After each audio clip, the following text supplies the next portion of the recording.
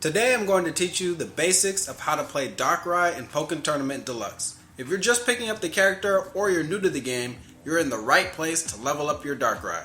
This won't be a complete breakdown of every single one of its moves, but this primer will get you started with the character fast. I suggest taking notes or bookmarking this video for future use since there is going to be a ton of great information here. We'll start with the overview, go into Field Phase, then Dual Phase without Bad Dreams Rising, Dual Phase with Bad Dreams Rising, and then finally Burst Mode. Darkrai is a very unique character, but its average attributes hide this at first glance. It has slightly below average health and good walk speed. Its dashes are slow in all directions and it has generally very slow attacks in both phases. Darkrai excels at zoning and safe pressure. It has some other positives I'm going to get into in a minute. Its shortcomings are slow attacks, slow dashes, and a slow anti-air. Darkrai generally has a hard time getting opponents off of it, in its normal form. The most unique thing about Darkrai is Bad Dreams Rising, also known as Nightmare Mode, whatever you want to call it. When landing Dark Void in either Field Phase or Dual Phase, this sends both players to Dual Phase and resets the phase shift points of both characters, and Darkrai becomes an absolute monster. It gains incredible hitboxes on its normals, powerful and safe Oki or meaty setups, safe evasion options, and its dashes go from being terrible to amazing. They're ghost dashes with lots of invincibility and distance.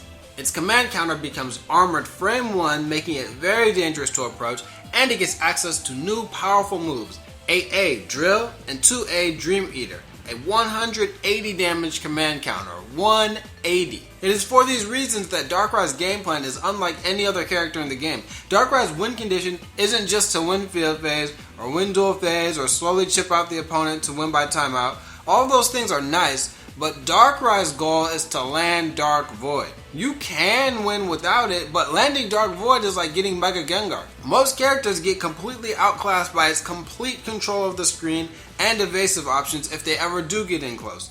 Some players might disagree with me and prefer to stay in Field Phase longer, but Nightmare is way too good to pass up. Since your first and best opportunity to land Dark Void is in Field Phase, let's start there. Darkrai plays like the Counter-Striker archetype in Chapter 3.2 of Pokken Basics. Against most characters, it can be content to just keep the opponent out and chip at them until they finally overextend and give you an opportunity to punish them. Characters that try to rush you down like Blaziken, Machamp, or anyone who can't out-prioritize your projectiles can be approached similarly. Get out some back Ys and walk around them as a shield, trying to stay somewhat close to the center of the screen if possible. Against zoners like Chandelure and Gardevoir, it is a much more difficult battle. Darkrai's sidestep is super evasive and back X is deadly once you do get in close. Practice nasty plotting every projectile that doesn't pierce and that you can react to before the opponent can punish. The only way to get better at this is just practice in matches. Then, once the opponent is near the wall, 4 Orb Dark Pulse is a great counter-piercing poke. Between that, back X, and the threat of throw, you should be able to at least shift from Field Phase on your own terms against zoners. Now let's look at Darkrai's key moves in field. Before I go into each attack, this is a good time to mention the orbs, those glowing orange circles on Darkrai's body. You get one of those whenever you use certain moves. Specifically, the moves that grant orbs are Side Y, Back Y, Release Y, Jump Y, Jump Back Y, Jump Forward Y, Jump Side Y, Forward Y, and also Charge Back X. In Dual Phase, they are 5X, 6X, 4X, 2YX, 8X, and Jump X. Orbs really only do two things. They can be consumed all at once with Release X or used all at once with Charge Dark Pulse. I've listed the effects of consuming the different orb numbers on the screen. Having more orbs improves the range of Charge Dark Pulse and improves its frame data on block. You can only combo after it if you have all 4 orbs. Release X is very useful when you have an opening in Field Phase and are running low on health. It is also effective for combating bursted opponents since the attack up will help you bypass light armor and the defense up will help you not die. Back Y is Darkrai's staple setup and it can be put out in different directions. If you ever get the opportunity to set it up against an opponent who is trying to close in on you, do it. It absorbs the majority of projectiles in the game, and once it opens, the vines stun opponents, allowing for an easy hit confirm even if they are far away. You can have 2 of these up at a time so you can keep on resetting them as one is about to wear off.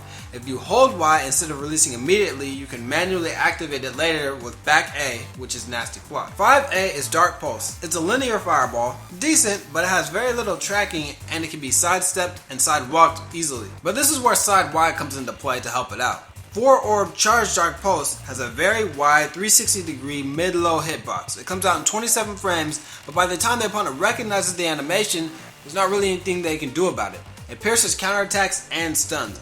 Excellent attack. Side Y sets up a clone.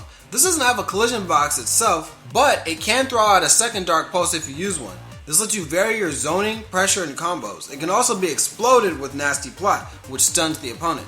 Keep in mind this explosion still counts as a light hit against bursted opponents.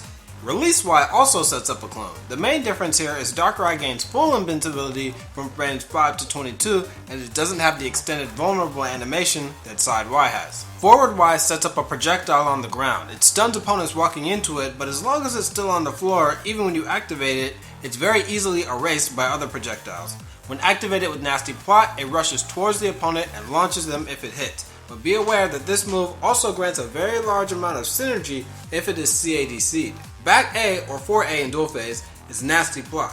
This move can activate several of Darkrai's attacks like back Y, side Y, and forward Y. It is also a command counter active frame 5. Remember, when you use Nasty Plot, hold it to set up a clone or just tap it to immediately make it explode so you can combo after it. Back X is one of the best and most obnoxious field phase moves in the entire game. It starts up in 19 frames, just under the speed of Mewtwo's homing attack, but it lunges super far and it's unreactable, making it an excellent whiff punisher and a great attack for hitting opponents anytime they're not blocking. When charged, it takes 39 frames to come out, so it will require space and time to set up, but it pierces and places a mirror on the field. If opponents run into this, or if a projectile touches it that doesn't erase it, it activates and turns into the bear trap that follows opponents and stuns them just long enough to combo. Back X's combo potential is excellent for both starting and ending combos. Jump forward Y is the ceiling. This is mostly to extend combos when opponents have been launched into the air. I have a basic combo guide that I'm working on and I'll link it in the description once I'm finished. Homing attack isn't anything special on its own, it's super slow and usually just for homing canceling or extending combos. But it can be special canceled, so whenever you land a homing attack, you can confirm it to forward A or Dark Void. Dark Void is unsafe on block, so make sure you're always hit confirming into this attack by using it to end your combos instead of just throwing it out and guessing with it. It is very important to learn to homing cancel so you can punish throws with back X combos instead of just hoping your homing hits and settling for minimal damage. There are a few other moves in Darkrai's field phase arsenal to cover, like jumping Y in other directions, jumping X and neutral Y, but we're sticking to the essentials today just so I can get you off and running, and so this video doesn't end up being 30 minutes. So let's assume the worst and you lost field phase, or you shifted without getting off Dark Void by landing a throw. You're definitely at a disadvantage against the majority of the cast, but you can still fight back. Here are some of the key moves you can use to still win dual phase by a combination of chip damage and safe pressure. Darkrai's standard fireball is more useful in dual phase since opponents cannot sidestep it. Still, a clone is needed to make this less susceptible to armor and jumps. 4 Orb Dark Pulse can lead directly into Nightmare and it is just as effective as it is in field phase. It's Darkrai's best and safest mix-up option to complement its throw. 6X is one of my favorite pokes in the game. One of the only moves I like better is actually the Nightmare version. It has a very disjointed hitbox, so even if you strike into a command counter or other armored move, it doesn't matter. It's also very hard to whiff punish for that reason. 2X has a long-reaching hitbox, but since it's a low, it is susceptible to losing height interactions. The rift it makes is noticeable because it opens upwards when you use Nasty Plot, and this can allow for very unique meaty setups and conversions. It's not as good of a poke as 6X, but it is good for interrupting dashes and denying the space directly in front of you. An unfortunate speed at 15 frames instead of 11, 2Y and 2YX deny some space in front of you but aren't really that good whiff punishers because of the lack of range compared to moves like Bone Rush, Blaze Kicks, and Fury Attack, and they don't really do that much damage. Still, work with what you've got. The follow-up is not a true block stream so opponents can jump over it, but it makes a low rift that rises just like 2X. 6Y itself isn't too great, but the Just Frame version functions similarly to Electric's in Tekken and Pikachu's Electric. It is a high, but it is +4 on block, it has great range, and pushes back at a perfect range to whiff punish attacks with 2YX. The 19 frame startup is unfortunate, but it is still a good poke. 5X is a safe Oki tool that can lead to a full Nightmare combo as well. When cancelled into 4A, it's safe from almost every armored move in the game. To actually get the combo into Nightmare mid-screen, it does take a micro walk into another 5X Dark Void to convert, however, which can be difficult execution. The combo video is in the works right now. 8Y is Darkrai's anti-air, if you can call it that. It beats out floaty jumps and can convert into a combo leading into Nightmare if you hit the opponent high enough. However, at 23 frame startup, it's very unreliable against most jumps and almost all cross-ups. Since anti-airs are such a sore spot for Darkrai in both normal form and Nightmare, I suggest making use of the Release Y clone and stopping jumps by using Nasty Plot on that instead when possible. Even if blocked, you have significant frame advantage. Charged 8Y is a projectile that strikes from long range, usually from behind the opponent, unless they're in an expanded dual phase. Great frame advantage on block, and it ducks your hitbox just low enough to avoid certain projectiles like Decidueye's Release Y and Emolga if timed perfectly. Darkrai's 5Y string is mostly for converting from a confirm when you're high on phase shift points or as an Oki option. With a low rift, you can cancel this true mid into Nasty Plot for a safe but powerful mix-up. Without a rift available, you're going to have to watch out for people mashing after the first hit since it's not a true block string. I don't recommend using it without a rift unless the opponent has a non-threat counterattack like Blaziken. 4Y is one of Darkrai's only 15 frame options and it's mildly damaging, but 4YYY, when you use the adjust frame on the last Y, pushes the opponent back very far and pushes them back too far to punish. This string can be a decent get off me tool or a 15 frame punish. 8X is not fast and it's not an ideal move to use on offense, but it is Darkrai's most reliable throw tag and can lead straight into a Dark Void combo. The fully charged version pierces. Jump Y is the net. It's mainly a tool for setting up when you get a knockdown in Nightmare, but it also combos against airborne opponents if you hit it with Darkrai's hand. This can lead into Nightmare because of its stun. Keep in mind that Darkrai can cancel its jumps with R in different directions. It's not a good offensive tool, but you can escape the corner or change positions with it. Nightmare mode. Now we're into the good stuff. Nightmare Darkrai dominates the majority of the cast, and I'll show you how by breaking down all the improvements to its moves and movement options. One thing to note is that Darkrai can no longer break shields in Nightmare, but Dark Pulse has its chip doubled to 30 and has a 180 damage command grab, so opening opponents up or chipping them down is no problem. Now that you're in Nightmare, there is no set way you have to approach. You can pressure, you can be a pure zoner, or go anywhere in between. Most of Darkrai's attacks can now be cancelled into teleportation with R and a direction. And you can even cancel normals on whiff into a dash, making it almost impossible to whiff punish Darkrai. 6X becomes, in my opinion, the single best poke in the game. Not only is its range increased, but it gains an extra hit, which is staggered, making it very likely to beat both counterattacks and command counters. It's extremely safe, and it crumples, leading to way more damage than you can get in normal mode. 2X is another top 5 poke in the game. This leads directly into the 2X, 4X loop staple combo.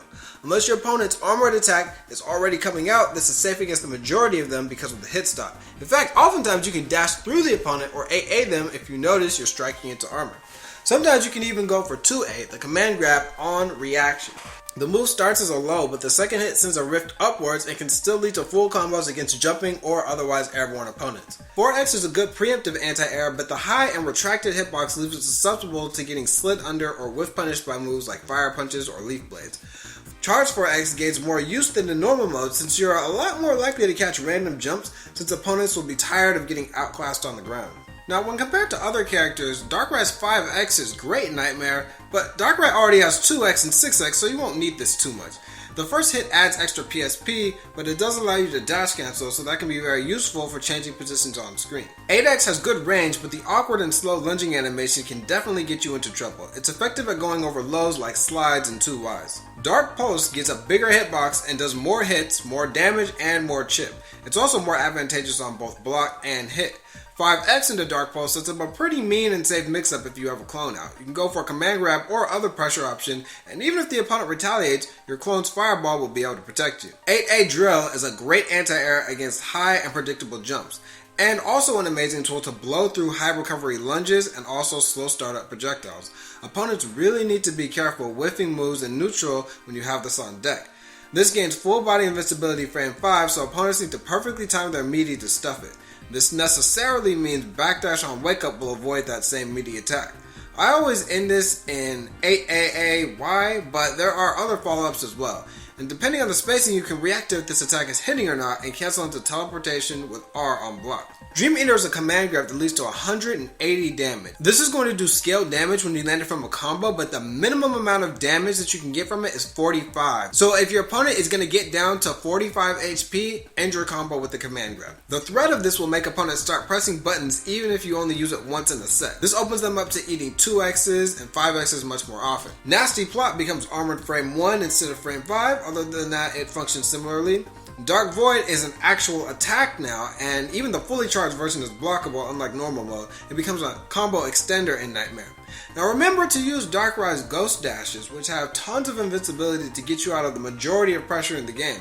They can pass through opponents to escape the corner, forward dash gains invincibility frame 5, and backdash is frame 1. So let's talk about burst mode real quickly. It's similar to Wii U Chandelier, where the character is mostly the same, but it does have a few quirks. First off, in Nightmare, the super is invincible frame 1 instead of frame 9, and is minus 12 on block instead of minus 20. This, combined with the pushback, makes it very hard or even impossible for most of the cast to punish.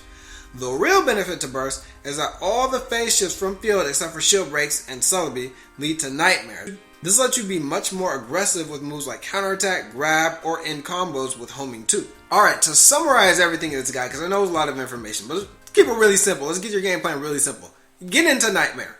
Play the zoning game in field until you're forced to approach, but otherwise there's no real reason to overextend yourself. If you're in normal mode in dual phase, play the fireball, long poke, and anti-air game and just try not to get pressured point blank.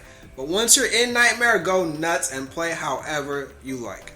Thanks for watching my Darkrai guide. Let me know if you got value out of this in the comments. If you want to see more Darkrai in action, check out my Twitch channel, as I've been slowly trying to improve my Darkrai, and also check out some Darkrai that I play on a regular basis, such as Shadowcat, Jin, and Cayman. I linked all their channels in the description, and if you want a written breakdown of every single move that Darkrai has, I have linked the SRK wiki page to Darkrai.